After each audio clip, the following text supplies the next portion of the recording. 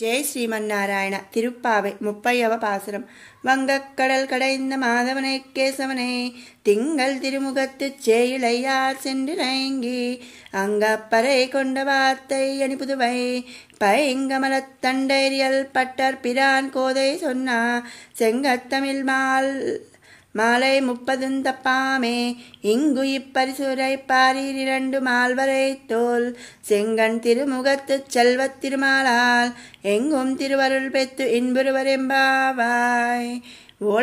ఓడలతో కూడిన క్షీర సముద్రమును మదింపజేసి లక్ష్మీదేవిని పొంది మాధవుడిని పిలువబడిన వాడిని బ్రహ్మరుద్రాదులను కూడా తమ తమ పనులయందు నియమించువాడు నగు వానిని రేపల్లెలో చంద్రబింబము వంటి ముఖములు గల అపురూపమైన ఆభరణములను దాల్చిన గోపికలు సమీపించి మంగళము పాడి పరా అను వాద్యమును లోకుల కొరకును భగవద్దాస్యమును తమ కొరకును పొందియున్నారు.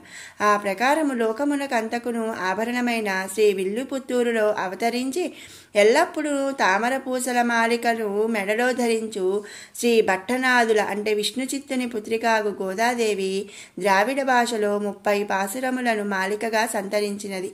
ఈ 30 పాసురములను క్రమము తప్పక చదువువారు గోపికలు శ్రీకృష్ణుని నుండి పొందిన ఫలమును గోదాదేవి వ్రతమును ఆచరించి పొందిన ఫలమును కూడా పొందెదరు.